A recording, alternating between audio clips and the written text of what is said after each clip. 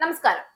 ശബരിമല വിശ്വാസത്തിന്റെയും ആചാരത്തിന്റെയും ആത്മീയശുദ്ധിയുടെയും മഹത്തായ പ്രതീകമായി നൂറ്റാണ്ടുകളായി നിലകൊള്ളുന്ന ആ പുണ്യഭൂമിയിൽ ഇന്ന് ഉയർന്നു കേൾക്കുന്നത് ഭക്തിഗാനങ്ങളല്ല, മറിച്ച് സ്വർണ്ണക്കള്ളക്കടത്തിന്റെ ഗന്ധം നിറഞ്ഞ ആരോപണങ്ങളുടെയും ഭരണകൂടത്തിന്റെ നിശബ്ദതയുടെയും ശബ്ദങ്ങളാണ്.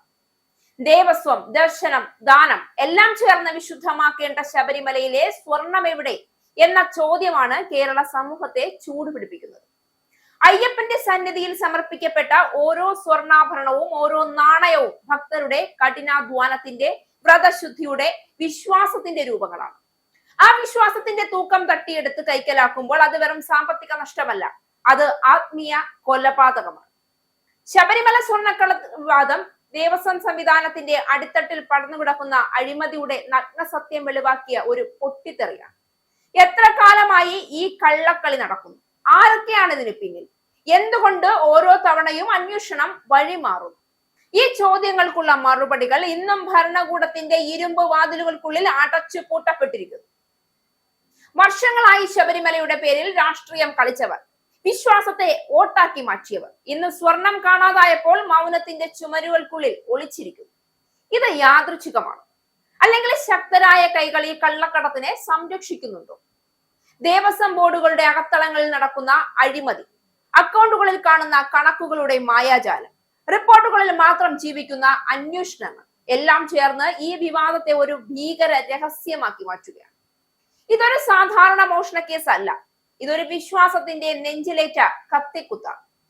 ശബരിമല തന്ത്രി കണ്ഠരര് രാജീവര് നിഷ്കളങ്കനല്ല എന്നും ദേവനെയും ഭക്തരെയും ഒരേപോലെ വഞ്ചിച്ച ആളാണെന്നും തുറന്നടിച്ചുകൊണ്ട് BJP സംസ്ഥാന വൈസ് പ്രസിഡന്റ് ഡോക്ടർ KS രാധാകൃഷ്ണനാണ് ഇപ്പോൾ ഏറ്റവും ഒടുവിൽ രംഗത്ത് വന്നിരിക്കുന്നത്.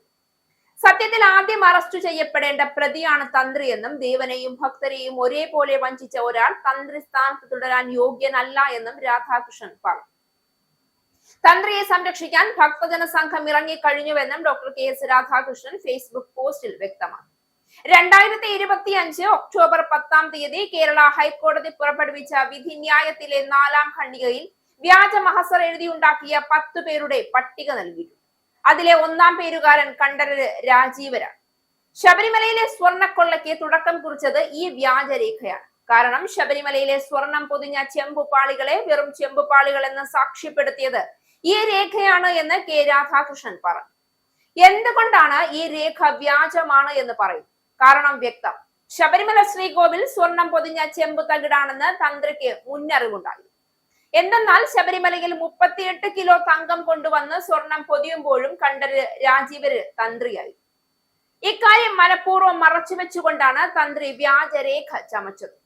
ഇന്ത്യൻ ശിക്ഷാ നിയമപ്രകാരം വ്യാജരേഖ ചമയ്ക്കൽ 7 വർഷം തടവ് ലഭിക്കാവുന്ന കുറ്റകൃത്യമാണ്. ഈ വ്യാജരേഖയെ പ്രമാണമായി സ്വീകരിച്ചാണ് ദേവസ്വം ബോർഡ് തീരുമാനമെടുത്തത്. എന്നാൽ ഈ ന്യായം നിരത്തി ദേവസ്വം ബോർഡിനെ ഉത്തരവാദിത്വത്തിൽ നിന്നും ഒഴിയാനാകില്ല. കാരണം ശബരിമല ശ്രീകോവിലിൽ സ്വർണം പൊതിഞ്ഞ ചെമ്പ് പാളികൾ കൊണ്ട് നിർമ്മിച്ചതാണെന്ന മുന്നറിവ് ബോർഡിനുമുണ്ടായിരുന്നു. ഈ രേഖയിൽ ഒപ്പുവെച്ച 10 പേർക്കും ഇക്കാര്യത്തിൽ മുന്നറിവുണ്ടായിരുന്നു. എന്നിട്ടും ഇവരെല്ലാവരും ഈ വ്യാജരേഖ ചമയ്ക്കാൻ ഒരുമിച്ചു ചേർന്നു. ഇത് വെറും യാദൃച്ഛികതയാണെന്ന് ഏത് പൊട്ടൻ വക്കീൽ പറഞ്ഞാലും അതിന് വിശ്വസനീയത ഇല്ല. ഈ ഗൂഢാലോചന നടത്തിയത് കൊണ്ടാണ് പോറ്റിക്ക് സ്വർണം അടിച്ചുമാറ്റി വിൽക്കാനും പണം കൊയ്യാനും കഴിഞ്ഞത്. ഇങ്ങനെ ഒരു സംഭവം നടന്നിട്ടുണ്ടെങ്കിൽ അതിൽ നിന്നും വ്യക്തിപരമായി ലാഭം ലഭിച്ചിട്ടില്ല എങ്കിലും കുറ്റകൃത്യത്തിൽ പോറ്റിയെ പോലെ തന്ത്രിയും പങ്കാളിയാണ്. അതുകൊണ്ട് കുറ്റകൃത്യത്തിന് ഉത്തരവാദിയുമാണ്. തന്ത്രി ക്ഷേത്ര സ്വത്തുക്കളുടെ കസ്റ്റോഡിയൻ അല്ല. അതുകൊണ്ട് കട്ടിളപ്പാളികളും ദ്വാരപാലക വിഗ്രഹങ്ങളും ക്ഷേത്രത്തിന് പുറത്ത് കടത്തിയതിൽ തന്ത്രിക്ക് ഉത്തരവാദിത്വമില്ല എന്നാണ് മറ്റൊരു വാദം. ക്ഷേത്രത്തിന്റെ ശ്രീകോവിലുമായി ബന്ധപ്പെട്ട എന്ത് മരാമത്ത് ജോലി ചെയ്യണമെങ്കിലും അതിനുവേണ്ടി തന്ത്രി രേഖാമൂലം ബോർഡിനോട് ആവശ്യപ്പെട്ടിരിക്കണം. ആ രേഖയാണ് ദേവന്റെ അനുജ്ഞയായി ബോർഡ് പരിഗണിക്കുന്നത്. ശ്രീകോവിലുമായി ബന്ധപ്പെട്ട ഏത് സാധനവും ക്ഷേത്ര സന്നിധിക്ക് പുറത്തു വെച്ച് അറ്റകുറ്റപ്പണി ചെയ്യരുത് എന്നത് ക്ഷേത്രാചാരാനുഷ്ഠാനത്തിന്റെ ഭാഗമാണ്. അക്കാര്യം ദേവസ്വം ചട്ടങ്ങളിൽ പറയുന്നുമുണ്ട്. അനുഷ്ഠാനാചാര ലംഘനം ആര് നടത്തിയാലും അത് തിരുത്തേണ്ട ബാധ്യത തന്ത്രിയുടേതാണ്.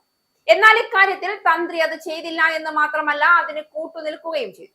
മാത്രമല്ല ഈ ആചാരാനുഷ്ഠാന ലംഘനം ഭക്തജനങ്ങളിൽ നിന്നും മറച്ചുവെക്കുകയും ചെയ്തു. ഇതാകട്ടെ ഗുരുതരമായ വിശ്വാസ വഞ്ചനയും കൃത്യവിലോപവുമാണ്. അങ്ങനെ ദേവനെയും ഭക്തരെയും ഒരേപോലെ വഞ്ചിച്ച ഒരാൾ തന്ത്രിസ്ഥാനത്ത് തുടരാൻ യോഗ്യനുമല്ല. ദേവന്റെ രക്ഷിതാവാണ് തന്ത്രി. നിയമപരമായി പ്രതിഷ്ഠാമൂർത്തി പ്രായപൂർത്തിയാകാത്ത വ്യക്തിയാണ്. പ്രായപൂർത്തിയാകാത്ത വ്യക്തിയുടെ നിയമപരമായ അവകാശങ്ങൾ സംരക്ഷിക്കുക എന്നത് രക്ഷിതാവിന്റെ കടമയാണ്. അതുകൊണ്ട് ദേവന്റെ സ്വത്ത് വകകൾ സംരക്ഷിക്കുക എന്നത് ദേവസ്വം ബോർഡിനോടൊപ്പം തന്ത്രിയുടെയും ചുമതലയാണ്. തന്ത്രി അത് ചെയ്തില്ല എന്ന് മാത്രമല്ല, തന്റെ സംരക്ഷണയിലുള്ള പ്രായപൂർത്തിയാകാത്ത വ്യക്തിയുടെ അവകാശങ്ങൾ ഹനിക്കുന്നതിന് വേണ്ടി തൽപര കക്ഷികൾക്ക് കൂട്ടുനിൽക്കുകയും ചെയ്തു. ഇത് ഗുരുതരമായ കുറ്റകൃത്യമാണ്. പോറ്റിയെ ശബരിമലയിൽ കയറ്റിയതിൽ ബോർഡിനെ പോലെ തന്ത്രിക്കും ഉത്തരവാദിത്തമുണ്ട്. പോറ്റി ശബരിമലയിൽ എത്തിയ ദിവസം മുതൽ പോറ്റിയും തന്ത്രിയും ഉറ്റ ചങ്ങാതിമാരായി. കാരണം പോറ്റി ശബരിമലയിൽ എത്തുന്നതിന് മുൻപേ അവർക്ക് പരസ്പരം അറിയാമായിരുന്നു. അതുകൊണ്ട് രണ്ടുപേർക്കും സാമ്പത്തിക ലാഭമുണ്ടായി. അവർ പരസ്പരം സഹായിക്കുകയും സാമ്പത്തിക നേട്ടം ഉണ്ടാക്കുന്നതിന് വേണ്ടി പരസ്പരം സഹകരിക്കുകയും ചെയ്തു. എന്നാൽ തന്ത്രി ഇക്കാര്യത്തിലും ആദ്യം മുതലേ കളവാണ് പറഞ്ഞത്. തനിക്ക് പോറ്റി അറിയാമെന്നല്ലാതെ തനിക്ക് പോറ്റിയുമായി യാതൊരുവിധ ബന്ധവുമില്ല എന്നായിരുന്നു തന്ത്രിയുടെ മുൻവാദം. അത് കളവാണെന്ന് ഇതിനകം തെളിഞ്ഞു കഴിഞ്ഞു. ഇത്തരത്തിൽ ഈ കൊള്ളയിൽ പ്രതിയായ തന്ത്രിയെ പോറ്റിയോടൊപ്പം തന്നെ അറസ്റ്റ് ചെയ്യേണ്ടതായിരുന്നു. എന്നാൽ തന്ത്രി അറസ്റ്റ് ചെയ്യാതെ സ്വതന്ത്രമായി പുറത്തുമേയാൻ SIT അനുവാദം നൽകിയത് സംശയാസ്പദമാണ്. ഇക്കാലയളവിൽ സുപ്രധാനമായ പല തെളിവുകളും തന്ത്രി നശിപ്പിച്ചിരിക്കാനാണ് സാധ്യത. പണം, അധികാരം, സ്വാധീനം ഇവയെല്ലാം ഉള്ളവർ കുറ്റവാളികളായാൽ ചെയ്യുന്ന എല്ലാ കാര്യങ്ങളും തന്ത്രിയും ചെയ്യും. ആശുപത്രിവാസമടക്കം എല്ലാം തുടങ്ങിയ അതിസൂക്ഷ്മ നിരീക്ഷണങ്ങൾ ഡോക്ടർ KS രാധാകൃഷ്ണൻ തന്റെ ലേഖനത്തിൽ വളരെ കൃത്യമായി പരാമർശിച്ചിട്ടുണ്ട്. തന്ത്രിയുടെ പങ്ക് എന്താണ് എന്ന് ബോധ്യമാകാൻ ഇതിലും സൂക്ഷ്മമായി ഒരു നിരീക്ഷണവും ഇനി ആവശ്യവുമില്ല.